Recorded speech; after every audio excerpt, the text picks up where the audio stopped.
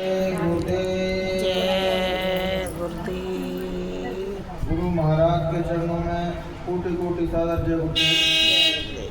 सभी सत्संगियों को मेरा प्यार भरा सादर जय गुरुदेव। जय गुरुदेव। जय गुरुदेव। जय गुरुदेव। ना दे डालने के लिए गाड़ी निकलने हैं, गाड़ी निकलने पूरे गुरु की शरण में आओ, हे जी पार उतरना है, गुरु नाम से तरना है, गुरु नाम से तरना है। गाड़ी साइड करनी है। बहनों भाइयों, जब तक हमें ना अध्यात्म की यात्रा में हमें कोई सच्चे सदगुरु नहीं मिलेंगे, तब तक हमारी अध्यात्म यात्रा में हम लोग कहीं नहीं पहुंच पाएंगे। हम कितना भी ध्यान भजन कर लें, जब तक हमें कोई वो परमात्मा से मिले, संत नहीं मिलेंगे जो परमात्मा से मिल चुके हैं, तब तक उस मालिक का, परमात्मा का भेद बताने वाले को सदगुरु नहीं मिलेंगे, तब तक हम उस रास्ते पर चल नहीं सकते हैं, क्योंकि भेद ही नहीं पता। जितने भेद ही हो तो तुरंत मिल जाऊं, कल भर की तलाश में।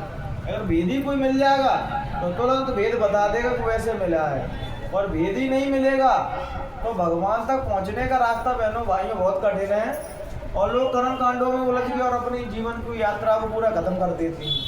लेकिन भगवान किसी कर्म कांडों में नहीं है, लेकिन हम कर्म कांडों में फंसे रहते हैं। वो तो तुम्हारे धर्म की ओर चलने के बहनों भाइयों शुरुआती गुण है। जैसे हमारे अंदर धर्म उदय हुआ हमारे हृदय में, तो कोई मंदिर जाने लगा, कोई मस्जिद जाने लगा, कोई गिरजा घर जाने लगा, कोई गुरुद्वारा जाने लगा। लेकिन माँ तुम्हारी अध्यात्म की यात्रा खत्म नहीं हो जाती है। अध्यात्म की यात्रा वहाँ से तो बहनों भाइयों तुम्हारी शुरू होती है।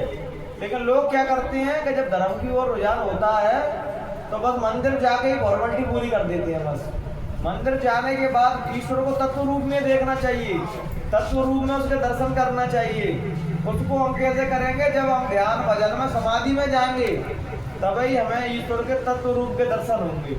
और जब तक हमको तत्व रूप के दर्शन नहीं होंगे, तब तक बहनों भाइयों आगमन छूटने वाला नहीं है। तत्व रूप का दर्शन मतलब जो कभी खत्म नहीं होने वाला। खत्म वही चीज होगी जो चरम आंखों से दिखाई दे रही है। चरम आंखों से हमें जो भी दिखाई दे रहा है बहनों भाइयों, वो एक समय पे आगे सब खत्म हो जाएगा।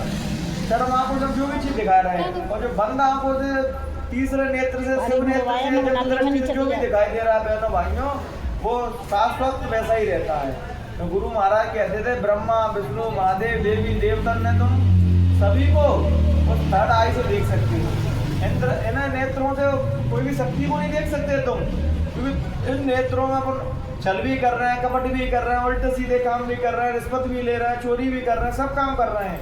और हम सोचो कि उन शक्तियों को हम इन आंखों से देख लेंगे, तो बहनों भाई जो भ्रम है अपना, उसको देखने के लिए तो बहनों भाई जब भजन करते हैं और जब हमारी आत्मा जागृत हो जाती है तो दिव्य दृष्टि खुल जाती है। दिव्य दृष्टि से गुरु महाराज कहते हैं, दिव्य दृष्टियों से देवी देवता ब्रह्मा विष्णु महादेव सबके दर्शन ऐसे कर सकते हो जैसे मैं तुम्हें देख रहा हूँ, तुम मुझे देख रहे हो। लेकिन लोग केवल माया की छाया में ऐसे फंस जाते हैं। गुरु महाराज कहते हैं सभी चीज बनाएंगे, पूजा पद्धति बनाएंगे, जब माया की छाया बच्चों इनको तुम करो, मना नहीं करी गुरु महाराज ने, करो तुम इनको। लेकिन इसके बाद भी तो एक स्टेप और भी तो चलो। ये पहली सीढ़ी पे तुम चढ़ गए और वहीं तुमने पूरी यात्रा को दफन कर दिया, वहीं मार दी पूरी यात्रा। तो वो तो धर्म की शुरुआत है, अंत तो ये धर्म का अंत तो तत्व रूप के दर्शन होंगे तुमको, तब अंत होगा जब तुम्हें स्वयं का बोध हो जाएगा कि मैं कौन हूँ। जैसे रामायण में नहीं लिखा कि ईश्वर अंश जीव विनाशी चेतन मल सहज सुख राशि। जब इस गणित को हम नहीं समझ जाएंगे कि आत्मा परमात्मा की अंश है, और ध्यान भजन सुमरण करके जब आत्मा का ज्ञान हो जाता है जिसको, तभी बहनों भाइयों जन्म मृत्यु से छुटकारा पा सकते हो तुम। नहीं, अन्यथा जन्म मृत्यु से छुटकारा नहीं पा सकते जब तक तुम्हें अपने आत्मा का बोध नहीं होगा। और अब नहीं तो हम ऐसे ही संसार में विचरण करते करते करते करते एक समय आएगा तो मर के यहाँ से चले जाएंगे। कहते नहीं कि हमारे हिंदुस्तान में संत महात्माओं ने जन्म लिया और उस परमात्मा का भेद बताया। यही केवल एक भारत की संस्कृति ऐसी है बहनों भाइयों, यहाँ ईश्वर को हमें बहुत ही सरल भाषा में बता दिया। तरह तरह से डिफाइन किया संतों ने कि ऐसे है, वेदों में बताया, उपनिषदों ने बताया, सब चीज़ों को बताया कि वो ब्रह्म कहीं बाहर नहीं है, वो मालिक कहीं बाहर नहीं है जिसको हम ढूंढ रहे हैं। बाहर तो जो भी चीज़ बनाई गई है, मंदिर मस्जिद गिरजाघर, वो तुम्हारी श्रद्धा के लिए बनाए गए हैं कि तुम्हारे लिए मंदिर धर्म का उदय होगा तो तुम मंदिर के घंटे बजते हुए देखोगे, दरगाह की नमाजों की अनायत आएगी तुम्हारे ऊपर, तो ताकि तुम्हारे अंदर धर्म जागेगा उन्हें देख के कि जो लोग कहाँ जा रहे हैं, तो अपन कहेंगे मंदिर जा रहे हैं। मंदिर में क्या होता है कि मंदिर में परमात्मा की पूजा अर्चना होती है, उसकी इबादत होती है खुदा की, तो उसको देख के हमारे अंदर धर्म पैदा होगा। लेकिन हमने क्या किया, मंदिर मस्जिद बन गए तो फिर जय में पूरी धर्म की यात्रा खत्म कर दी, मर के चले जाती है। अरे वहाँ जाके ध्यान करो, मेडिटेशन करो और अपने आप को जानो कि मैं कौन हूँ। अभी हम लोग अपने आप से परिचित नहीं है, अपन कौन है, सब ऊपर ऊपर के परिचितन से वाकिफ हैं कि मेरा नाम राहुल है, आपका नाम कुछ और है, फलानी जाति से बिलोंग करते हैं, इतना पैसा है, ये मकान है, और ऊपरी एड्रेस सबको पता है। लेकिन जो असली एड्रेस है हमारा कि हम परमात्मा के धाम से आए हैं, उस मालिक के ही अंश हैं। हम में परमात्मा बस इतना अंतर है कि परमात्मा पूर्ण तरीके से जागृत अवस्था में है और हम बेहोशी की अवस्था में। हमें अपना स्वयं का बोध नहीं है कि हम कौन है। वो कब होता है, जब कोई सदगुरु मिलते हैं और हमारे बारे में बताते हैं कि बच्चा ये तुम जन्मों से भटक रहे हो, काम क्रोध लोभ मोह ईर्ष्या राग द्वेष याद की नहीं है। आज ये तुमने स्पेशल बच्चे पैदा नहीं कर लिए, ना आज तुमने मकान बना लिया, ना हटबेली तुमने आज ही पैदा नहीं करते, तो जन्मों में जाने कितनी बार तुमने मकान बनाए, कितनी बार बच्चे पैदा किए, कितने बार रिश्ते नातेदार बनाए, और जब मृत्यु का समय आता सारे रिश्तेदारों को छोड़ के जीव को जाना पड़ता है। तो इसी जन्म और मृत्यु के बीच का जीवन है, इसी में हम भगवान की प्राप्ति कर सकती है। मरने के बहनों भाइयों मरने के बाद किसी को नहीं मिला है। अब तुमसे आगे बता गए कि मैं कहाँ गया हूँ, लेकिन हम अपनी संतुष्टि के लिए कह देते हैं कि फलाने वो हमारे घर के मर गए, उनको स्वर्ग मिल गया। तो स्वर्ग तो बस वही है कि वो झूठी विश्वास दे दिया अपन ने, क्योंकि अपन ने पता ही नहीं है कि स्वर्ग में है नरक में, तो झूठी लिखवा दी है। और ध्यान भजन करके तुम मरने से पहले अपने लिए स्वर्ग तय कर सकते हो, नरक तय कर सकते हो, बैकुंठ तय कर सकते हो। जिस भी लोक में जाना चाहो तो अपनी साधना से तुम वहाँ पहुँच सकते हो। लेकिन भजन साधना कोई करता नहीं है बहनों भाइयों, उधार की चीजों में लगे रहते हैं कि सब चीजें बनी बनाई मिल जाए। तो ऐसा नहीं है। मालिक ने तुम्हें मनुष्य रूपी मंदिर दे दिया, आत्मा बिठा दी उसके अंदर, और भजन करने के लिए तो नर्तन मिल गया। अब इससे मालिक का धन्यवाद नहीं करोगे तो क्या करोगे। और कोई योनियों में तुम भजन नहीं कर सकते हो, केवल मनुष्य योनियों में तुम भजन कर सकते हो। मनुष्य को परमात्मा ने एक तत्व एक्स्ट्रा दिया जिसका नाम है बुद्धि, और सभी जीव जंतुओं को एक तत्व में है, कोई 2 तत्व में है, कोई 3 तत्व में है, कोई 4 तत्व में है। लेकिन मनुष्य के अंदर 5 तत्व है। 5वां तत्व है बुद्धि। तो बुद्धि से हम अपना अच्छा और बड़ा समझ सकते हैं। हमारे अंदर बुद्धि है तो तभी तो हम जानते हैं क्या खाने लायक चीज है, क्या नहीं खाने लायक चीज है। बहनों भाई, नली का पानी पी सकते हो तुम? अब इसको परख करने वाला किसने परख की कि वो नली का पाना है? बुद्धि ने। अच्छा बुरा कौन तय कर रहा है? बुद्धि। तो भगवान ने तुम्हें ना अपने आप को पहचानने का तुमको ज्ञान दिया, बुद्धि दी है कि तुम अपने आप को जान सको, परमात्मा को जान सको। जानवर नहीं जान सकते हैं। जानवर के सीमित समय है कि वो माला लेके भजन नहीं कर सकते, ना साधना कर सकते, लेकिन मनुष्य कर सकता है। लेकिन मनुष्य कहते नहीं कि संसार में ऐसा फंस गया कि माया छाया एक सी और बिरला जाने कोई। सबको संसार भगवान जैसा ही दिखता है, संसार तो भगवान ही जैसा है। लेकिन कोई बिरला ही लोग होते हैं कि संसार का भिखमंगापन देख लेती हैं, संसार को जलता हुआ देख लेती हैं, क्षण भंगुर संसार को देख लेते हैं कि डे बाय डे खत्म हो रहा है। आज कुछ लोग जिंदा है, कल नहीं रहेंगे, परसों कुछ लोग हैं नरसों नहीं रहेंगे। डे बाय डे चेंज हो रही है संसार। लेकिन परमात्मा चेंज नहीं होता है। परमात्मा सनातन से भी सनातन है, वो हमेशा से है और हमेशा से रहेगा, वो कभी खत्म नहीं होगा।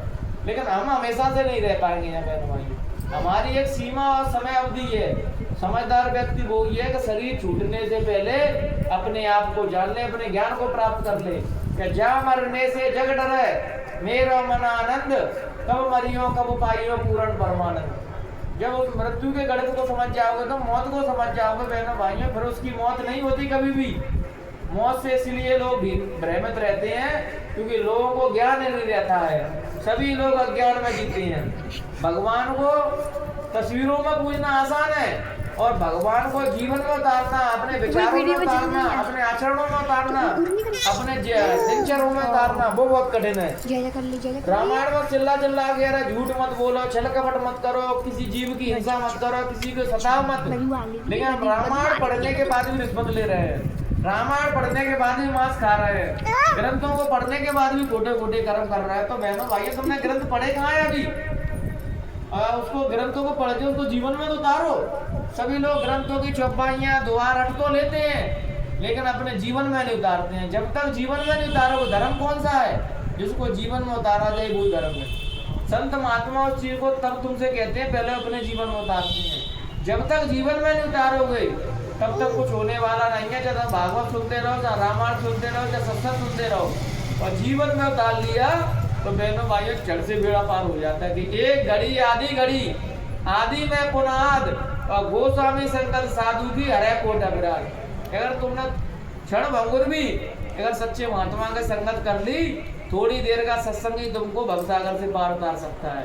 तुम्हारी जीवात्मा जन्म जन्मांतर से मोह बंधन में फंसी हुई है। अगर सच्चे महात्मा का एक बार ही सत्संग सुन लिया तो मोह के, ममता के, क्रोध के, लालच के सारे बंधन एक बार में टूट जाते हैं बहनों भाइयों।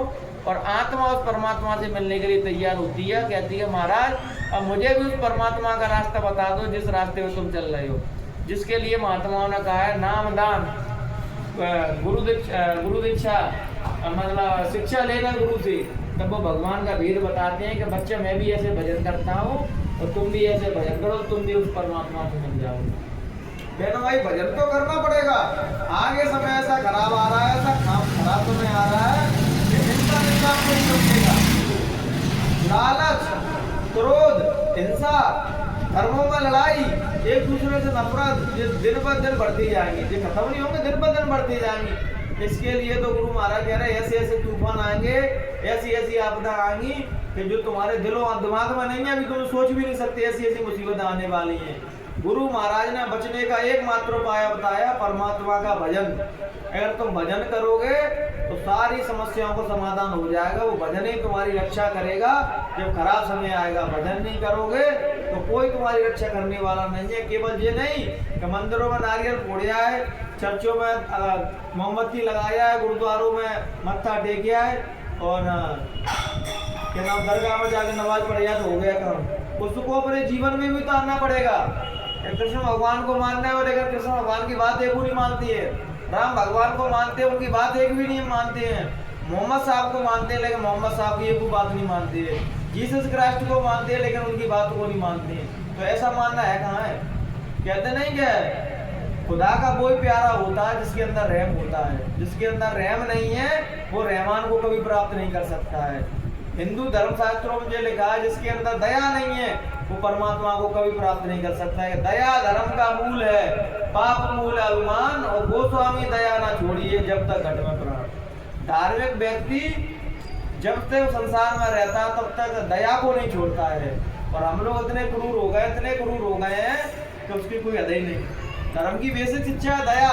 हम जिन जानवरों को मार के, पशुओं को मार के खा रहे हैं, जब उनको हम करता हुआ देख रहे हैं, खा रहे हैं, तो हमारे तो दया बची कहाँ? हम तो पशु बन चुके हैं टोटल। और पशु बन गए तो फिर परमात्मा का दृष्टि होती है जब वो धर्म की हानि बाढ़ असुर जीव अविनाशी, तब तक धर्म प्रभु विवद शरीरा हर एक पाप सज्जन की पीड़ा। जब तक धर्म संसार में पाप बढ़ा है तो भगवान किसी न किसी रूप में आए हैं और दुष्ट आत्माओं का नरसंहार किया है और धार्मिक लोगों को धर्म को ध्वजा दे गए कि अच्छे लोग संसार में रहेंगे तो पूरा वातावरण अच्छा बना देंगे। सभी लोग धर्मों के, मजहबों के नाम पर लड़ रहे हैं और सबको सच्चा पैगाम देंगे उस मालिक का, उस परमात्मा का, कि धर्म कोई लड़ना झगड़ना और ऊंच नीच का भेद नहीं बताता है। अपन लोग अगर साधु के पास भी जाएंगे तो साधु की पहला जाति पूछने लगेंगे, साधु किस जाति के हैं? जाति ना पूछो साधु की, और पूछ लीजिए ज्ञान, और बोल करो तलवार का पड़ी रह दो ज्ञान। अगर हम ज्ञानी व्यक्ति के पास भी जाके केवल उसकी चमड़ी की वो जाति पूछ रहे हैं कि चमड़ी की जाति क्या है। कबीर साहब कहते हैं गिरे हमारा शून्य में अनाद में विश्राम। महात्माओं का जो घर है ना वो अनाद में है, उस परमात्मा के घर है उनका घर। लेकिन महात्माओं के पास जाके भी हम धर्म की सच्ची शिक्षा नहीं लेते हैं, परमात्मा से मिलने का भेद नहीं पूछते हैं, बस जाति और मजहब में ही फंस के रह जाते हैं कि कौन से जाति के महात्मा हैं। बड़ी जाति के होंगे तो ही हम ज्ञान सुनेंगे उनसे, छोटी जाति के होंगे तो हम ज्ञान नहीं सुनेंगे। तो ये बताओ, तुम महात्मा के शरीर को ही तो देख रहे हो, महात्मा की चेतना को, महात्मा की आत्मा को तो नहीं देख पा रहे कि उसकी आत्मा कहाँ पहुंच चुकी है। यही तो विडम्बना है हिंदुस्तान की। हिंदुस्तान की विडम्बना, यहाँ लोगों को कर्म से नहीं देखा जाता, यहाँ लोगों को जातियों के हिसाब से देखा जाता है। कबीर साहब आए, कितने बड़े संत थे, लेकिन वो छोटी जाति में पैदा हुए तो लोगों ने माना ही नहीं उनको। रविदास आए, लेकिन छोटी जाति में आए तो किसी ने माना ही नहीं। अगर वो ही किसी बड़ी कास्ट में आते तो लोग उनके चरण धो धो के पीते, क्योंकि यहाँ लोगों को जाति से ज़्यादा इम्पोर्टेंट चीज़ है। उसके बाद हो भला कछु नहीं, लेकिन जाति बड़ी होना चाहिए। तो बताओ ऐसी जातियों से क्या फायदा है? जब तक तुम्हारे अंदर धर्म ही नहीं है, इंसानियत नहीं है, तो कुछ भी बने रहो, बात कुछ होने वाला नहीं है। मतलब खोटे कर्म करोगे जब तक किसी भी जाति के बने रहो तो परमात्मा तुम्हें माफ करेगा। और जो व्यक्ति भजन करेगा भगवान का, वो किसी भी जाति का हो, रविदास को भगवान मिलेगा नहीं। इस चीज़ से मुझे सीखना चाहिए कि भगवान किसी जातियों में नहीं बना है, जो भजन करेगा उसको मिलेगा। रविदास का ये बहुत प्रसिद्ध दोहा है, जो मुझे अभी मुझे याद नहीं आ रहा वो दोहा कुछ कौन सी है कि, तो वो है कि भाई रविदास को मिले, कबीर को मिले, नानक को मिले, पलटू को मिले, दरिया साहब को मिले, सभी महात्माओं को मिले, तो भगवान के यहाँ किसी भी प्रकार का भेदभाव नहीं है। जो करेगा उसको मिलेगा, जो करेगा नहीं, चाहे वो किसी भी जाति का हो। वो जो केवल झूठी भ्रम में जी रहा है कि मैं तो फलानी जाति में हूँ तो मेरा तो भगवान पर स्टेशन है, मैं ना तो भगवान से, मेरे तो बहुत नज़दीक ही है, लेकिन जो उनका भ्रम है, बस नज़दीक वही है भगवान के जो भगवान का भजन करता है, सच्चे कर्म करता है, अच्छाई के रास्ते में खुद चलता है और दूसरों को भी अच्छी शिक्षा देता है, वो भगवान के सबसे ज़्यादा नज़दीक है। केवल जातियों से, मजहबों में कुछ नहीं रखा है बहनों भाइयों।